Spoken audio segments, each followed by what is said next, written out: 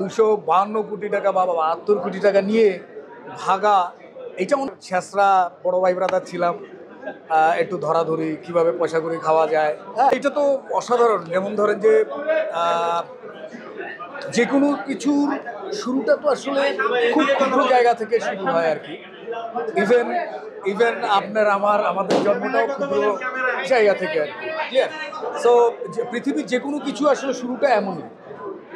আর শুরু থেকে আজকে এই পর্যন্ত এই জার্নিটা অসাধারণ লাগতেছে, ভালো লাগতেছে। আপনারা তো সবাই দেখলেন যে আর্টিস্টরা কথাগুলো বলতে যে অনেক ইমোশনাল হয়ে গেছে। আমিও হয়ে গেছি, বাট আমি ওই পাশ দিয়ে কাটায় চলে গেছি আর কি।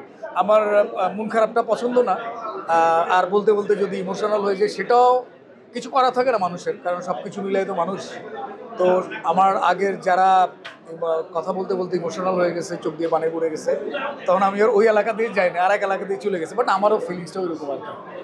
আমি তো বললাম যে একটা সময় এই যে এখন আমি যে অ্যাক্টিংটা করতেছি, এটা হচ্ছে আমার সেকেন্ড ইনিংস।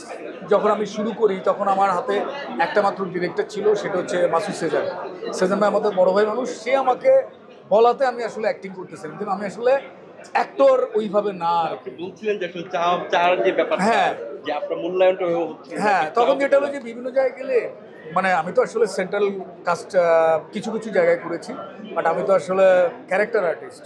সো একজন ক্যারেক্টার আর্টিস্টকে অনেক জায়গায় আসলে চাও জোটে না আর কি। তো আমার কাছে মনে হচ্ছে এটা খারাপ কিছু না, এটাও ভালো যে চা জোটে না থেকে বস কি খাবেন ওই জায়গাটা পৌঁছানো। তো অল ক্রেডিট গোস টু অমি, কারণ হলো যে অমির ওই ব্যাচেলর পয়েন্ট করার পর থেকে দেখলাম যে চা তো জোটে অনেক কিছু জোটে। তখন আমি রেমুনেশন বাড়িয়ে দিলাম, বস কি খাবেন। এখন আলহামদুলিল্লাহ এখন আমার ভাইজান বলে, ভাইজান কি খাবে দেখ, হঠাৎ করে এত চেঞ্জ। তো এইটা আসলে এই ব্যাচেলর পয়েন্টের জন্য খুবই মজার জার্নি।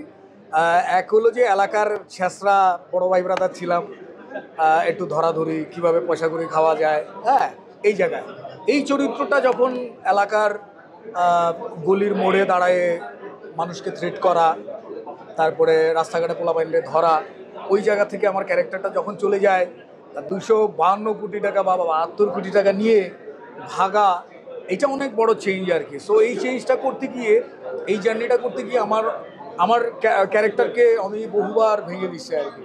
হ্যাঁ, যেমন আমার পার্সোনালি আমার সাথে যারা আপনারা আমাকে অতীতে আগে থেকে চেনেন বা সবসময় দেখেন, আমি আসলে এত শুদ্ধ ভাষায় কথা বলতে পারি না।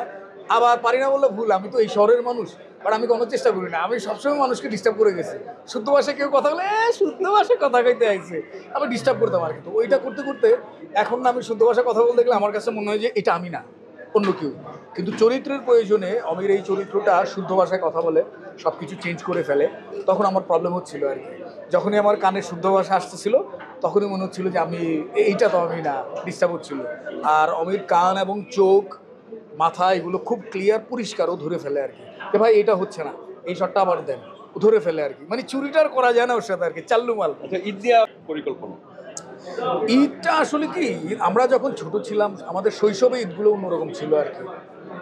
নচিকেতার গান শুনতাম, বাচ্চু ভাই, জেমস ভাইদের নতুন অ্যালবাম বেরোতো।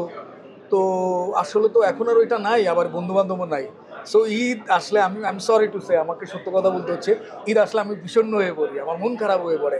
আমার শৈশব, আমার কৈশোর, আমার বেড়ে ওঠা এই শহরে, আমি ওই ব্যাপারগুলো মিস করি আর কি। ওইটা তখন আমি অন্য কোথাও চলে যাই আমার ঈদটাকে খুঁজতে আর কি।